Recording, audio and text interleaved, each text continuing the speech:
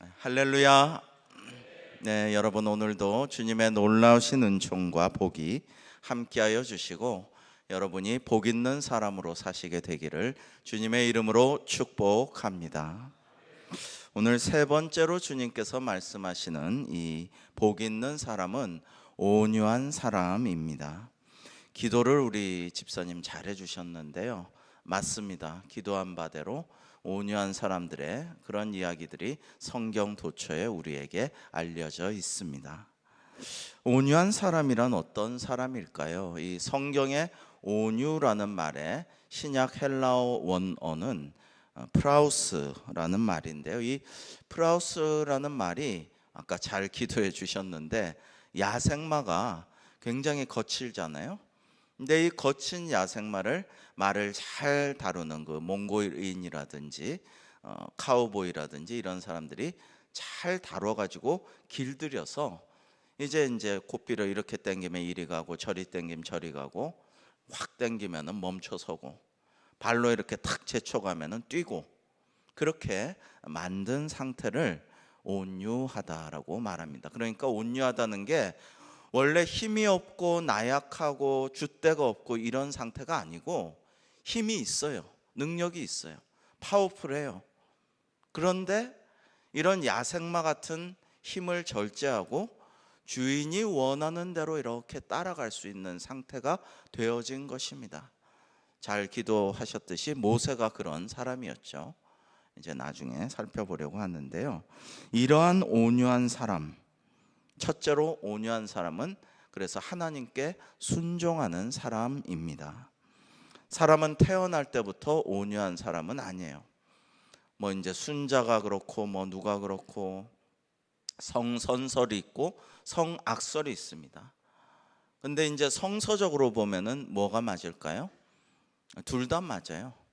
하나님의 형상을 가지고 있으므로 우리에겐 선한 능력을 갖추고 있고, 그러나 반면에 원죄를 가지고 있으니까 원래 태어날 때부터 제멋대로고 악하고 마음대로 하려고 하는 그런 들짐승 같은 성품이 우리 안에 내포가 되어 있습니다.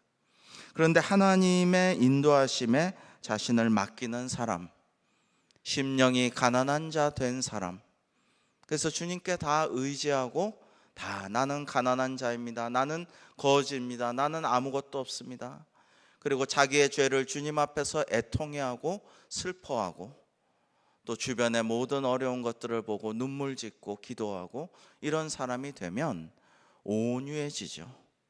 온유한 사람을 주님께서 들어서 사용하십니다.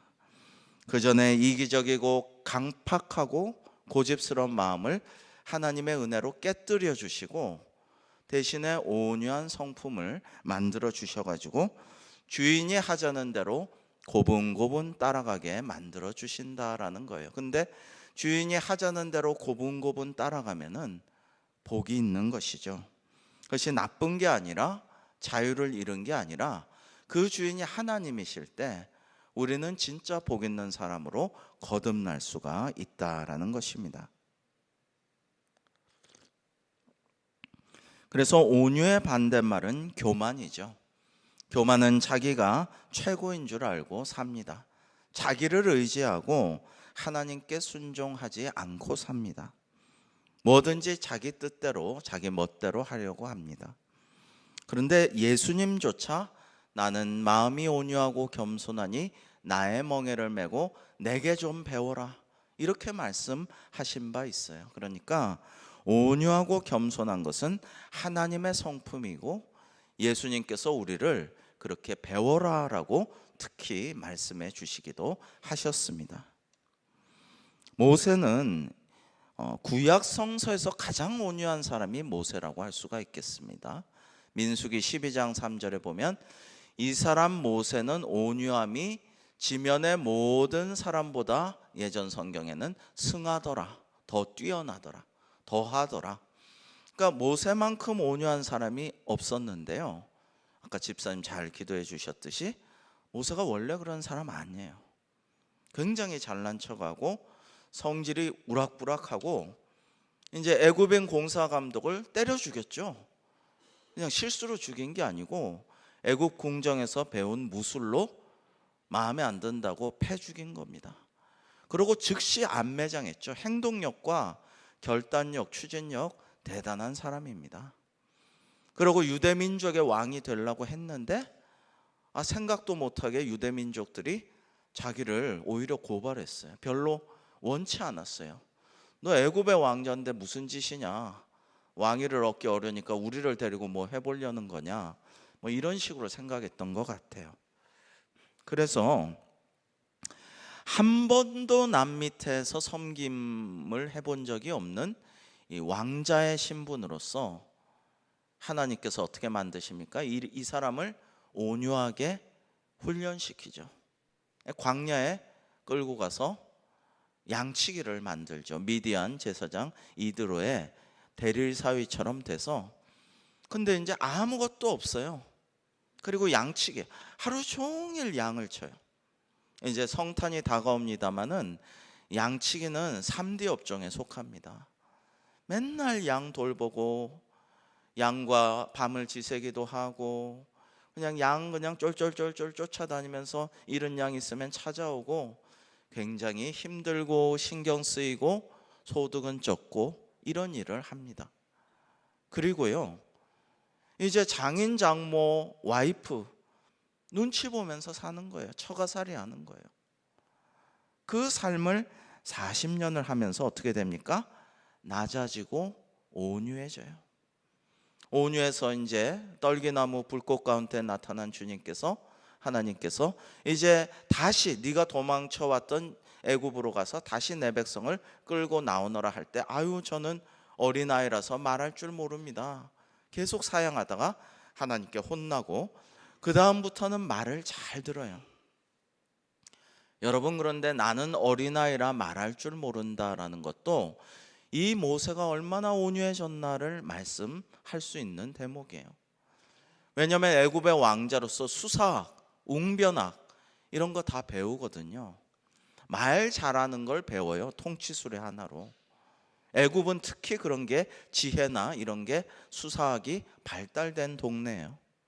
그런데 이집트 왕자였던 이 모세가 나는 말할 수 없는 어린아이다.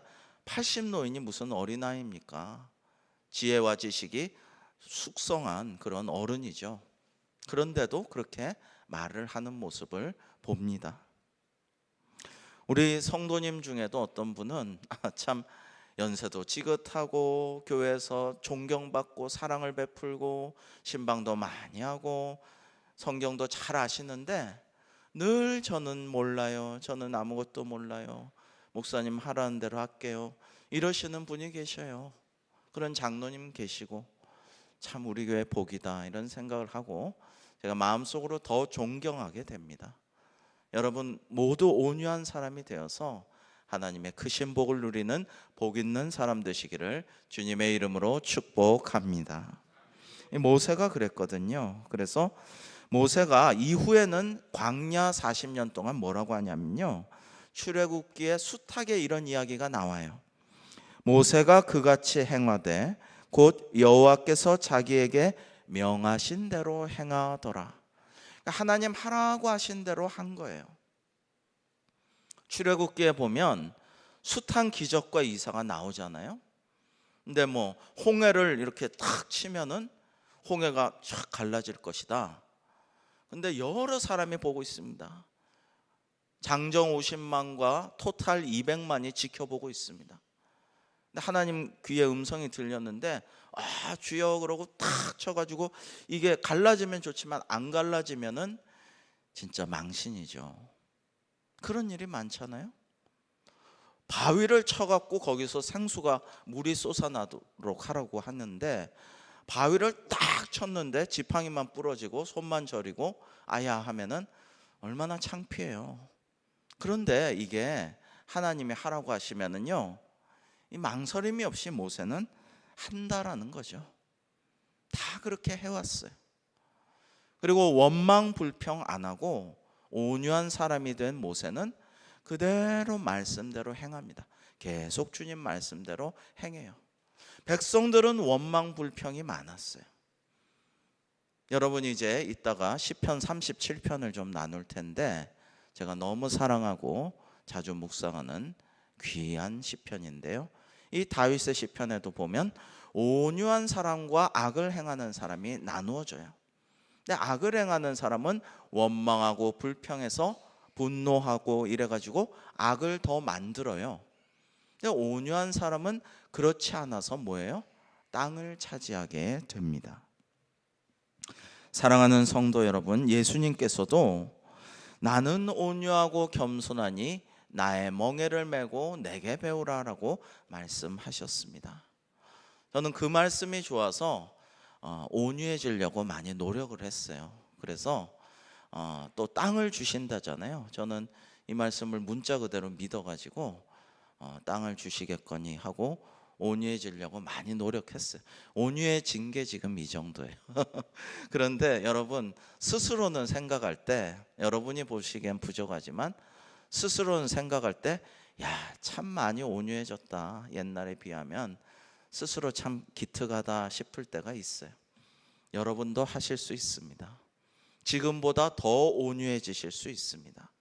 지금보다 더 복 있는 사람이 되실 수 있습니다. 땅을 기업으로 받을 수가 있게 되신다라는 말씀입니다. 여러분 더 온유해지셔서 교회에 덕을 세우고 여러분 직장이나 이웃에게도 존경받고 무엇보다도 하나님께 영광 돌리는 온유한 사람의 복을 누리시기를 주님의 이름으로 축원합니다. 여러분 참 아멘 아멘 하신 분에게는 땅을 기업으로 받는 축복이 실제로 임하시기를 축복합니다. 그렇다면 신약 성경에서 가장 온유하신 분은 누구입니까? 바로 예수님이시죠. 나는 마음이 겸손하고 온유하다고 하신 주님은 진짜로 온유하셨어요. 십자가를 지기 전에 겟세마네 동산에서 기도하셨습니다. 저는 이 기도가 가장 위대한 기도고 성숙한 기도라고 생각해요. 이 기도를 본받으려고 무진장 애를 쓰죠. 근데 기도하다 보면 자꾸 내 속마음이 하나님 뜻대로 마시고 내 뜻대로 좀 하옵소서 이렇게 기도하는 저 자신을 발견해요. 주님 뜻대로 마시고 제가 원하는 대로 좀 해달라고 그러다가 아니지, 그게 아니지 하고 하나님께 다시 기도하는 자신을 발견하게 되기도 합니다. 겟세마네 동산에서 주님께서 어떻게 하셨습니까? 주님, 아버지, 아버지, 아빠라고 불렀잖아요. 예수님은 하나님을 그 전에 어떤 사람도 할 수 없었던 아빠, 친근하게, 우리하고 발음이 철자가 똑같아요. 아빠, 어린아이처럼 아빠 그렇게 부르면서 이 고난의 잔을, 이 슬픔의 잔을, 이 죽음의 잔을 좀 옮겨 주옵소서 그렇게 기도하였지만은 그러나 결국에는 내 뜻대로 마시고 아버지의 뜻대로 하옵소서라고 결단하며 기도를 올렸고 십자가를 지셨습니다. 내 뜻대로 마시고 아버지 뜻대로 하옵소서라는 기도가 온유의 기도고 겸손의 기도고 순종의 기도라고 말씀할 수가 있겠죠. 온유한 사람은 하나님의 뜻이 이루어지도록 내 고집과 내 주장을 과감하게 아깝지만 내려놓을 줄 아는 사람, 이 사람이 온유한 사람이고 이 사람이 복이 있는 사람이에요. 내려놓을 줄 아는 사람이 복이 있다는 것입니다. 어떤 분이 저한테 온유에 대해서 이렇게 설명하더군요. 제가 바둑을 좋아해서 그런가, 인생을 바둑이라고 치면, 우리 또 바둑 원장님도 계신데 우리 바둑은 처음 시작하는 18급이래요. 우리 인생의 바둑이. 근데 하나님은 바둑이 100단이래요. 프로도 최고수가 9단이거든요. 근데 이제 뭐 이세돌은 잘 두니까 전투 13단 뭐 이런 얘기도 했는데 알파고는 또 뭐 지금 너무너무 잘 두죠. 그러니까 하나님은 인생 바둑이 100단이래요. 그런데 문제는 100단이 18급에게 훈수를 하면 그대로 두라는 대로 두면은 이기고 많이 한판의 바둑에서 배울 텐데, 고집 센 사람은, 자기의가 넘치는 사람은 절대로 안 따라한다는 거죠. 이렇게 하면 좋다, 좋은 뜻으로 가르쳐줘도 절대로 안 따라한다는 거예요. 근데 지혜로운 사람은요, 지혜는 뭡니까? 어떤 지식과 정보를 잘 운용하고 활용할 줄 아는 사람이 지혜로운 사람이에요. 가방끈이 길지 않아도 충분히 지혜로워서 존경받는 사람들이 있어요. 그것은 다른 사람의 지식과 정보를 잘 아름답게 귀하게 쓸 줄 아는 사람, 이런 사람은 더 존경받는 사람이죠. 그래서 온유한 사람은 고수가 훈수하면 그대로 둔다는 거예요. 배운다는 거예요. 그러면은 늘고 더 충만해지고 더 복 있는 사람으로 한 수 배우고 전진할 수 있다. 근데 고집 센 사람은 늘 그걸 따라하지 않고 배우지 않기 때문에 늘 바둑 18급, 인생 18급에 머물고 만다라는 얘기를 들은 적이 있습니다. 여러분, 대인관계에서 온유한 사람이란 어떤 사람이겠습니까? 내 뜻과 생각보다는 상대방의 뜻과 생각을 존중할 줄 아는 사람이 온유한 사람입니다. 남을 나보다 낮게 여기는 사람입니다. 자기 고집대로 잘 안 하는 사람이죠. 예를 들면 영화를 단체로 보러 갈 때 저희 교역자들 1년에 한 번 정도 영화를 봅니다. 금년에도 교육자 수련회 가서 열심히 세미나하고 기도회하고 교회를 위해서 이렇게 이야기 많이 하고 머리 식히러 영화를 한번 봤어요. 근데 영화를 정하는데 1박 2일이 걸렸어요. 이게 우리 교육자들이 다 온유합니다. 그래서 이게 어떤 사람은 이 영화가 좋다 그러고 어떤 사람은 저 영화가 좋다 그래요. 이 영화 보고 싶다 그러고 저 영화 보고 싶다 그래요. 근데 요거를 잘 조율하는데 서로 이거 보자 하지 않고 서로 상대가 보고 싶은 거 보자 이러면서 조율이 잘 안 돼. 그리고 어떤 좋은 영화는 봤어요. 이번에도 엑시트 이런 영화 참 재밌다고 어떤 교역자들은 어떤 목사님들을 봤어요. 저는 안 봤으니까 보고 싶지만 본 분들이 있으니까는 다른 거 보자 그러는데 이거 꼭 보셔야 된다고, 언제 보겠느냐고 바쁜데 저는 또 봐도 됩니다 이러면서 결국 합의를 해서 1박 2일 만에 합의를 해서 영화를 봤어요. 내가 보고 싶은 영화만 보겠다고 고집하는 사람은 온유한 사람이 아니에요. 근데 자기가 이미 영화를 봤는데도 이 영화 너무 좋으니까 목사님 보셨으면 좋겠습니다, 전 또 봐도 됩니다, 이렇게 하는 게 온유한 사람입니다. 아브라함은 온유한 사람이죠. 성경에 보면 아브라함은 막 빼앗긴 우리 가족을 되찾기 위해서 막 그냥 300 수십 명의 용사들과 쳐들어가기도 하고 결단하고 아들도 바치고 상당히 용감한 사람이에요. 아브라함은 믿음의 조상다운 결단력과 추진력을 가진 용감한 사람이에요. 근데 아브라함이 온유해진 것을 봅니다. 믿음으로 온유해진 것을 봅니다. 조카 롯하고 함께 살았는데 가축이 점점 많아져. 하나님이 축복하사 가축이 점점 많아지니까 어떻게 되느냐? 좁아서 갈라져서 살아야 되는데 아브라함이 롯에게 뭐라고 합니까? 네가 좌하면 내가 우하리라. 네가 우하면 나는 좌하리라. 네 마음대로 하세요. 그러니까 롯이 그랬겠죠. 아브라함, 당신께서 나의 삼촌이시고 더 어른이신데 삼촌께서 잘 정하시면은 제가 다른 데 하죠. 절 보고 어떻게 결정하라 하십니까? 했지만 아마 사양했을 거예요. 그러나 아브라함은 아니야, 네가 정해라, 네 뜻대로 해라, 나는 반대편으로 가리라. 그러니까 롯은 자기 가고 싶은 대로 진짜 좋은 땅을 골랐어요. 롯은 아브라함만큼 온유한 사람은 아니에요. 그러니까 더 좋은 땅을 양보하고 자기가 덜 좋은 땅으로 가면은 온유한 사람인데 그렇게 안 하고 자기가 더 풍요롭고 좋은 땅, 도시가 막 발달된 땅, 집값이 앞으로 많이 오를 땅, 그런 데로 갔어요. 갔는데 나중에 하나님의 심판을 받아 그 땅 소돔과 고모라가 불 가운데 멸망하게 되어서 또 도망 나와야 되죠. 아내는 뒤돌아보다가 소금 기둥되고. 근데 아브라함은 어떻게 해요? 하나님께서 이 온유한 자를 축복하사 야, 네가 동서남북 다 돌아봐라. 내가 다 주리라. 동서남북 다 돌아봐. 내가 네가 보는 땅 밟는 땅 다 주리라. 이런 복을 허락하신다라는 것입니다. 여러분, 우리가 땅을 갖고 싶다고 가져지는 게 아니에요. 그죠? 땅을 기업으로 삼고 싶다고 안 할 사람이 어디 있겠습니까? 근데 하나님께서 온유한 사람을 만들어 주실 때에 거기 순종해서 온유한 사람이 되면 그 사람이 복 있는 사람 되어 땅을 기업으로 받게 될 줄로 믿습니다. 하나님께서 복 주셔야 가능하다라는 것입니다.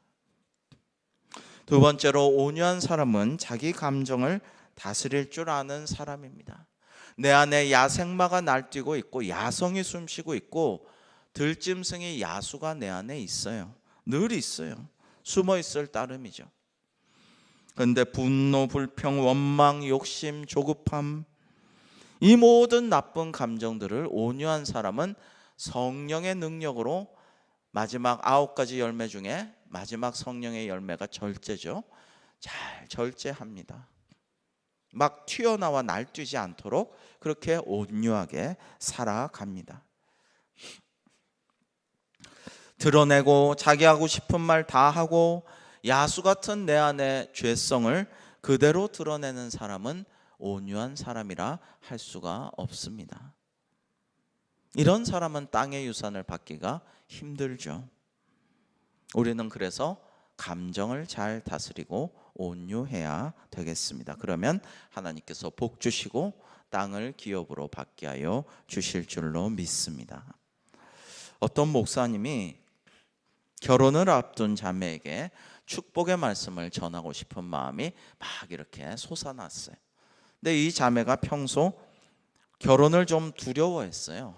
그래가지고 뭘 좀 축복의 말씀을 줄까 하다가 성경을 보고 묵상하는 중에 요한일서 4장 18절 말씀이 마음에 와닿았어요.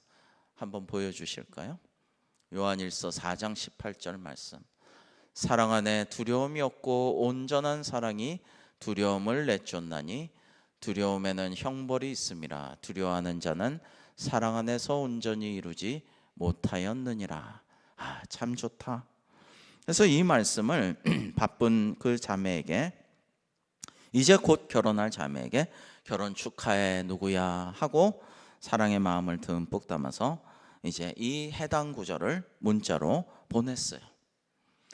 근데 이제 연세가 있으신 목사님이 이렇게 하다가 요한일서 4장 18절인데 요일에서 일자가 빠졌어요. 그래서 잘못 문자가 갔어요. 한번 보여주실까요? 요한복음 4장 18절이 너에게 남편 5이 있었고 지금 있는 자도 내 남편이 아니니 내 말이 참되도다. 주님 하신 말씀인데 여러분, 웃자고 하는 말입니다. 너무 심각하게 받아들이지 마세요.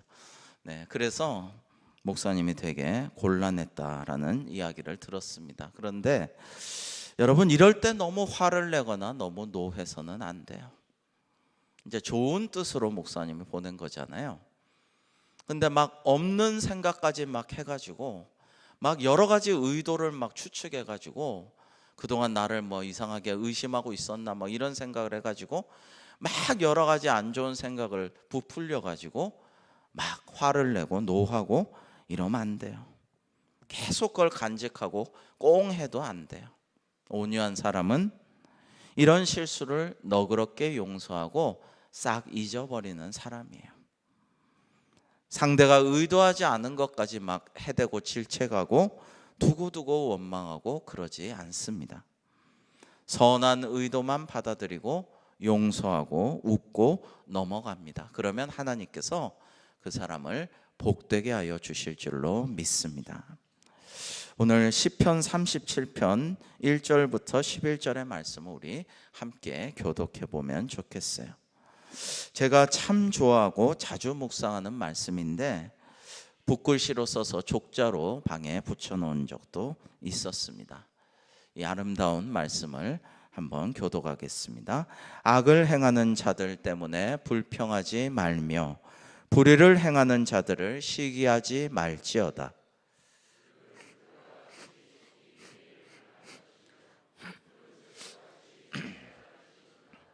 여호와를 의뢰하고 선을 행하라. 땅에 머무는 동안 그의 성실을 먹을거리로 삼을지어다.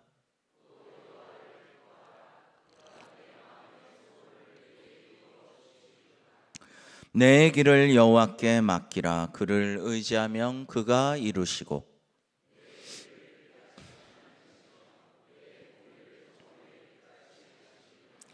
여호와 앞에 잠잠하고 참고 기다리라. 자기 길이 형통하며 악한 꾀를 이루는 자 때문에 불평하지 말지어다.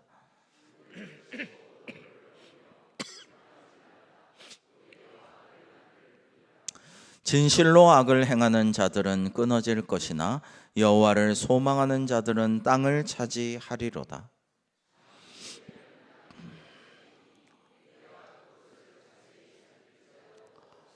함께 그러나 온유한 자들은 땅을 차지하며 풍성한 화평으로 즐거워하리로다. 아멘. 여러분, 여기 말씀이 이 9절과 또 11절에 나오는 온유한 자들은, 여호와를 소망하는 자들은 땅을 차지하며 풍성한 화평으로 즐거워하리로다. 이 말씀을 주님께서 받아들이셔서 온유한 자는 복이 있나니 그들이 땅을 기업으로 삼을 것이며라고 축복하신 말씀이라고 하겠습니다.